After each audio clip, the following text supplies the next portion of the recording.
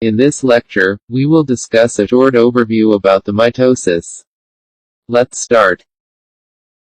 Phases of mitosis are. Numbers. First is prophase. The chromatin condenses into visible chromosomes, consisting of two identical sister chromatids held together at a region called the centromere.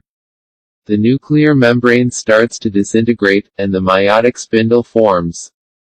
The nuclear membrane completely breaks down, and the spindle fibers attached to the centromeres of the chromosomes start moving towards the center of the cell. Second phase is metaphase. The chromosomes align at the equatorial plane of the cell, known as the metaphase plate.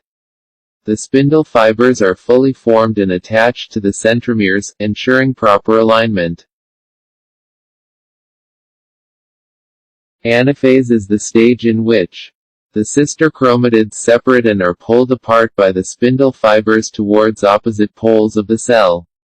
Each chromatid is now considered an individual chromosome.